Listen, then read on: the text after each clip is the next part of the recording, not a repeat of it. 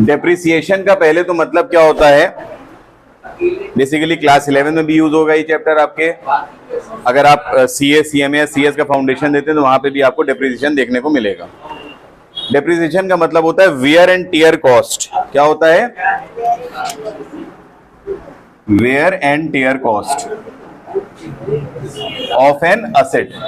जब भी कोई असेट का इस्तेमाल हम करते हैं तो उससे जो भी उसकी वैल्यू यूज करने की वजह से कम होती है लगातार, that is known as depreciation. और इस प्रोसेस को जब वैल्यू डेप्रिशिएट हो रही होती है उसको क्या कहते हैं हम लोग? मतलब जो कम हो रही होती है उसको कहते हैं डेप्रिशिएट होना। मतलब वैल्यू का कम होने को क्या कहते हैं? डेप्रिशिएट होना। इस प्रोसेस को क्या कहेंगे हम? डेप्रिसिएशन। Is it clear? अब असेट्स क्या होते हैं ये आप लोग जानते ही, क्योंकि आप लोग ऑलरेडी पढ़ चुके हैं। असेट्स क्या होते हैं? बेसिकली असेट्स वो होते हैं जो हमें फ्यूचर में पैसा देते हैं। जो भी चीजें हमें फ्यूचर में पैसा देते हैं वो क्या हो जाएंगे? हमारे असेट्स। तो मिसाल के तौर पे क्या क्या इसमें आ जाएंगे? प्लांट, मशीन, ठीक है, या कह सकते हैं आप लोग बिल्डिंग, और बहुत सारे और चीजें भी आपके इसके अंदर इंक्लूडेड हो जाएंगी। फिक्स एसेट्स के बारे में बेसिकली बात होती है, फिक्स एसेट्स के बारे में। तो फिक्स एसेट्स के कंटिन्यूअसली यूज होने से जो भी वैल्यू कम होती है वो क्या होती है? डेप्रिसिएशन। तो अब इसकी एक बहुत कॉमन सी मिसाल लेते हैं लोग मोटरसाइकिल की, कार की। जैसे हमने कार खरीदी, आज तारीख क्या है? 13 अक्टूबर 2023 को हमने गाड़ी खरीदी। तो क्या ये गाड़ी, अगर हमने ये गाड़ी मान ली मिसाल के तौर पे 10 लाख रुपए खरीदी है, तो क्या 13 अक्टूबर को खरीदी हुई गाड़ी 13 अक्टूबर सन 2026 को इतने की बिकेगी? भाई बताइए, 2026 में ये गाड़ी इतने की ही बिकेगी? नहीं बिकेगी इतने की। क्यों नहीं बिकेगी? मार्केट में उसकी वैल्यू लगातार गिरती चली जाती है। यहां 2026 की बात हम कर रहे हैं। अगर हम यहां तक के कहें तुमसे कि 13 नवंबर 2023 को ही गाड़ी बेच दो, तो क्या ये 10 लाख की बिकेगी? नहीं। तुरंत आदमी जैसे शोरूम से निकलता है गाड़ी के रेट गिर जाते हैं, ठीक है ना। तो ये wear and tear cost continuous use होने की वजह से जो वैल्यू में कमी आती है, that is known as depreciation. Am I clear? अब एक सवाल हम आपसे पूछते हैं आउट ऑफ द कंटेक्स्ट, क्योंकि जब तक ये पढ़ाई को अपनी जिंदगी से मिलाओगे नहीं, तब तक ये चीजें समझ नहीं आती। क्या इंसान, जो हम लोग है ना, जैसे हम लोग की बॉडी है, क्या हम लोग की बॉडी भी डेप्रिशिएट करती है? हम लोग की बॉडी डेप्रिशिएट करती है? हम लोगों की बॉडी भी डेप्रिशिएट करती है, हमारी वैल्यू भी लगातार गिरती है, ठीक है। इसका मतलब क्या कहना चाह रहे हैं हम, ये बताइए पहले। हमारी बॉडी या हमारी जो कह सकते हैं सेहत है, ये डेप्रिशिएट कैसे करती है? और बताइए भाई, आपके हिसाब से क्या मामला हो सकता है?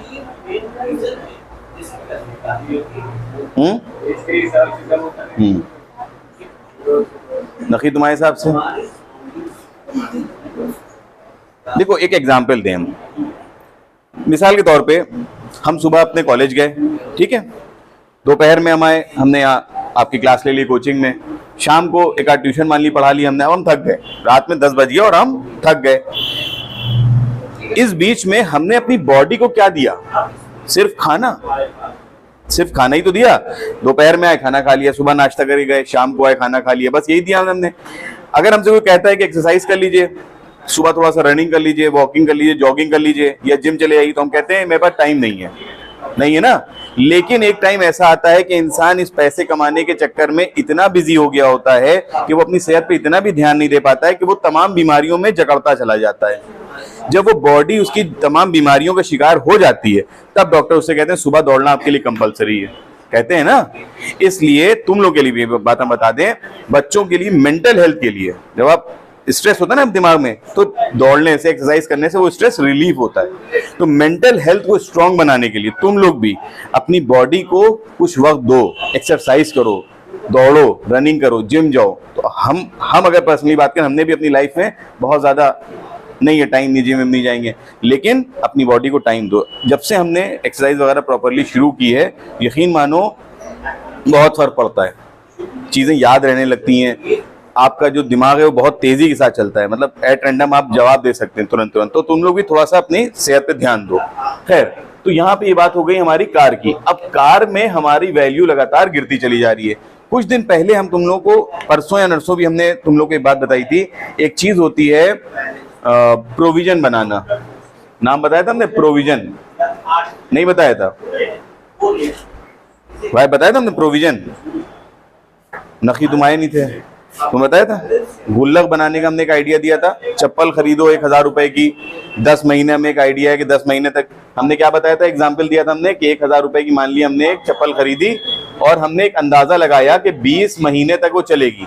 लोग कहते हैं ना, दुकान से माल खरीदा, वो कहते हैं अरे चप्पल खरीद ली, बहुत बढ़िया चप्पल है, कम से कम 2 साल की छुट्टी, कहते हैं ना। ये एस्टिमेट लगाते हैं हम लोग पुराने एक्सपीरियंसेस के बेसिस पे कि ये चप्पल हमारी कम से कम 20 महीने चलेगी। तो इसका मतलब हर महीने कितने रुपए हमारे खर्च हो रहे हैं, सॉरी 50 रुपए हमारे पर मंथ खर्च हो रहे हैं। हमने क्या कहा था, एक रैशनल बीइंग क्या कर सकता है, हम लोग को तरीका यही करना भी चाहिए, कल ही बताया था हमने इत्तेफाक से, हम लोग को यही तरीका करना चाहिए क्या, कि हम लोग हर महीने 50 रुपए किसी एक गुल्लक में या किसी एक जगह पे इसको रखते रहें। तो जब हमारे पास 20 महीने कंप्लीट हो जाएंगे तो एक साथ हमारे पास 1000 का खर्चा एकदम से नहीं आएगा हमारी जेब के ऊपर, बल्कि इस गुल्लक में पैसे रखे हुए होंगे। हमें सिर्फ क्या करना होगा कि इस गुल्लक को फोड़ना होगा, 50 रुपए के हिसाब से जो हमने 1000 20 महीने में जमा किए वो हमें 1000 निकाल के जाके चप्पल हम खरीद लाएंगे। दोनों केसेस में चप्पल खरीद सकते हैं। 1000 रुपए एक साथ भी निकाल लो तब भी कोई प्रॉब्लम नहीं, चप्पल मिल जाएगी, या 50-50 रुपए महीना करके 1000 रुपए 20 महीने तक जमा करो, उसकी कॉस्ट बनाते हुए तो भी तुम्हारे पास से 1000 जाएंगे। लेकिन दर्द यहां ज्यादा होगा एक साथ खर्च करने में, और यहां थोड़ा थोड़ा पैसा अगर तुम जमा करते जाओगे चप्पल खरीदते वक्त तो वो प्रॉब्लम कम होगी। और यही पूरा प्रोसेस कहलाता है डेप्रिसिएशन का प्रोविजन बनाना। क्लियर हुई बात। मिसाल के तौर पे हम इसको और आपके सब्जेक्ट से रिलेट कर दें। अब हमने एक मशीन खरीदी, हमने एक मशीनरी खरीदी जिसकी कीमत थी मिसाल के तौर पे 1 लाख रुपए, और हमने एक अंदाजा लगाया कि इसकी जो एस्टिमेटेड लाइफ है वो होगी मिसाल के तौर पे 10 साल। 10 साल तक ये मशीन चलती रहेगी, 10 साल बाद ये मशीन खराब हो जाएगी और इसको हो सकता है हमें कबाड़ में बेचना पड़े। तो 10 साल तक हम क्या करेंगे, अब हम इसको डिवाइड करेंगे, 1 लाख डिवाइडेड बाय 10 कितना आएगा, 10,000 रुपए पर मंथ। क्या निकलेगा, डेप्रिसिएशन। क्या निकलेगा, हर महीने या हर साल हम एक प्रोविजन बना लेंगे, जिसके अंदर प्रोविजन मतलब एक तरह का एज अ सॉर्ट गुल्लक बना लेंगे जिसमें हम हर साल 10,000 रुपए रखते रहेंगे। 10 साल बाद जैसे ही मशीन खत्म होगी, खराब होगी, हम लोग उस गुल्लक से, उस प्रोविजन से पैसा निकालेंगे और जाके बाजार से नई मशीन ले आएंगे। और इसी को कहते हैं रिप्लेसमेंट ऑफ द एसेट।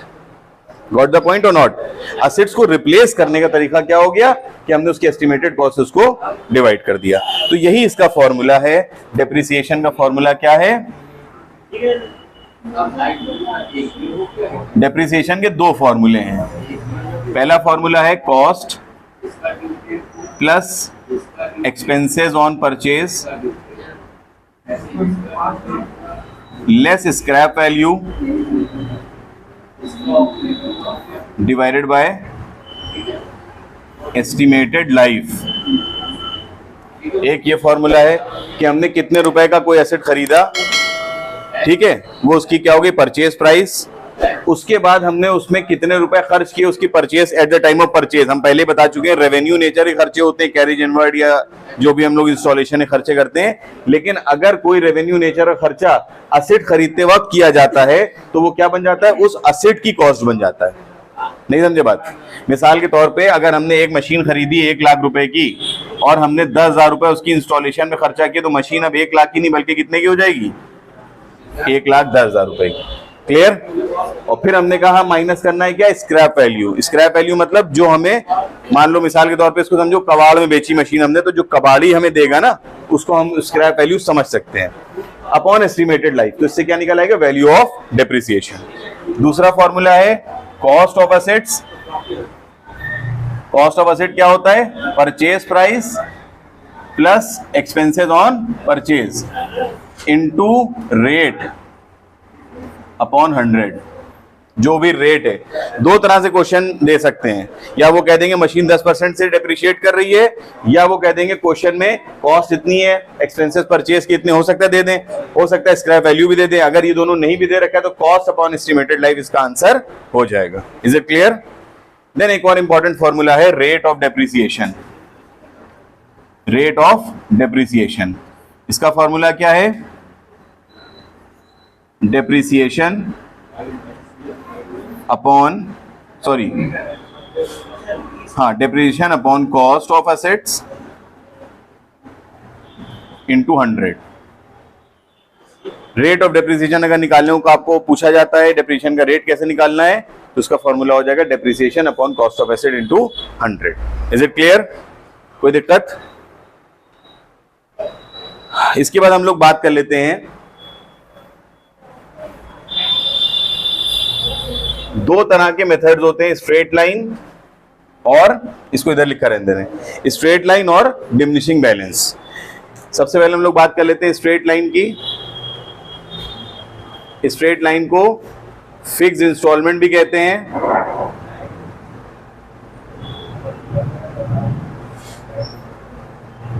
और ओरिजिनल कॉस्ट मेथड भी कहते हैं। ठीक है, ये कई नामों से जाना जाता है। ठीक है, अब इसमें होता क्या है इसके बारे में समझिए ध्यान से। एक एग्जांपल ले लेते हैं, क्वेश्चन कैसे सॉल्व होगा उसको देखते हैं हम लोग। मिसाल के तौर पे एक क्वेश्चन है कि मशीन, ये क्वेश्चन यहां पे लिखते हैं हम लोग, मशीन जिसकी कीमत 90,000 रुपए है, उसमें इंस्टॉलेशन के खर्चा किए गए हैं 10,000 रुपए और उसकी, क्वेश्चन बहुत बड़ा हो सकता है, हमने उसको वो नहीं लिया हमने। ठीक है, जब क्वेश्चन लगवाएंगे हम लोग सॉल्व करेंगे तो उसको डिटेल में लंबे वाले मेथड भी देख लेंगे। मतलब उसका जिस्ट हमने निकाल दिया। अब इसको स्टेटमेंट नहीं लिखा है, मशीन फुला trading company purchase a machine worth ₹90,000 and spend 10,000 on installation, ऐसे नहीं लिखा हमने, बस इसका सारांश लिख दिया है। 10 साल के लिए हमने ये मशीन खरीदी। क्लियर? सबसे पहले हमें क्या निकालना है? डेप्रिसिएशन। फॉर्मूला क्या है? Cost upon minus scrap value upon life. Cost given है क्वेश्चन में 90 प्लस 10, ये पता है ना, परचेज प्राइस प्लस जो भी खर्चे है परचेज के टाइम करते हैं, तो कितना हो गया? 1 लाख। अपॉन लाइफ कितनी है? 10 साल। कितना हो गया? 10,000 रुपीज डेप्रिसिएशन हो गया। और ये क्वेश्चन कह रहा है 4 साल के अकाउंट बनाओ। 4 साल के अकाउंट बनाने को है। जी बताइए। क्वेश्चन में अगर स्क्रैप वैल्यू होती तो हम लोग यहाँ पे 1 लाख में से स्क्रैप वैल्यू माइनस करके 10 से डिवाइड करते। क्वेश्चन में स्क्रैप वैल्यू गिवन नहीं है तो बस उसको 0 मान लेंगे हम लोग। ठीक है, तो हम लोग अकाउंट बनाएंगे मशीनरी अकाउंट। ठीक है, इसको हाईलाइट किए दे रहे हैं ताकि यहां से समझ में आ जाए क्वेश्चन स्टार्ट हुआ है। मशीनरी अकाउंट, जैसे ही अकाउंट बनता था नॉर्मली प्रोफॉर्मा वैसे ही रहेगा। Particular amount, particular amount. सबसे पहले हमने मशीन खरीदी है तो लिखेंगे टू बैंक, 90,000 रुपीज की परचेज हुई है और 10,000 रुपीज हमने उसमें एक्सपेंसेस किए, चाहे ब्रैकेट में लिख भी सकते हैं आप लोग। ठीक है, यहाँ पे इस तरह से ब्रैकेट में अलग से आप लोग लिख सकते हैं परचेज प्राइस, यहाँ पे एक्सपेंसेस। Is it clear? 10,000 रुपए के परचेज हो गए। ये मशीन कितने की हो गई? अब 1 लाख रुपए की। डेप्रिसिएशन आपने यहाँ पे कैलकुलेट किया कितना? 10,000। इसका मतलब हर साल डेप्रिसिएशन कितना होगा? 10 पर। अभी हमने डेट वेट वाला कॉलम नहीं बनाया है, अभी हम सिर्फ आपको तरीका बता रहे हैं कि स्ट्रेट लाइन या फिक्स मेथड को कैसे सॉल्व किया जाता है। डेट्स का जब हम लोग पूरा क्वेश्चन करेंगे तो डेट, यहाँ पे डेट का कॉलम भी बनता है, date particular amount, date particular और अमाउंट। साल के एंड में डेप्रिसिएशन लगता है, हमेशा ध्यान रखना, बीच में नहीं लगता है। डेप्रिसिएशन लगा कितना? अतः पढ़ाई करो 10,000। अगर हमको सुनते हुए, लेक्चर सुनते हुए आपको नींद आए तो इसका मतलब समझिए हम लोरी सुना रहे हैं। लोरी सुना रहे हैं? नहीं ना, ध्यान दिए। बाय बैलेंस CD 90 माइनस 10, देखिए 90 इधर है और 1 लाख इधर है। 1 लाख माइनस 10 कितना हो जाएगा? 90,000। देन हम लोग यहाँ पे क्या कर देंगे? इसका टोटल।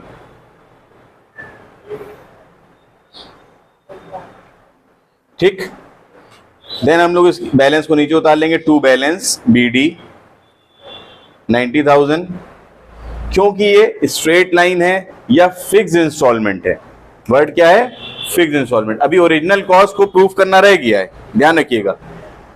फिक्स ओरिजिनल कॉस्ट कैसे होगा, जब हम लोग अभी क्वेश्चंस आगे लगाएंगे तब हम आपको प्रूफ कर देंगे कि ओरिजिनल कॉस्ट इस मेथड का नाम क्यों होता है। अभी तो सिर्फ समझना है कि ओरिजिनल कॉस्ट भी होता है, क्यों होता है वो बताएंगे बाद में।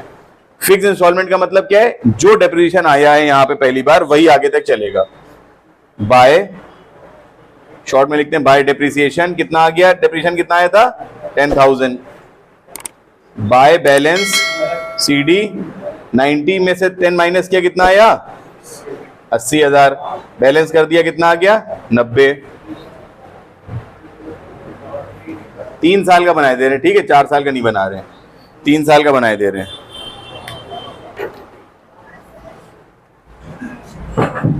फिर इसके बाद हम लोग आगे लिखेंगे टू बैलेंस BD, ये 80 यहां पे फिर से उतारा हमने।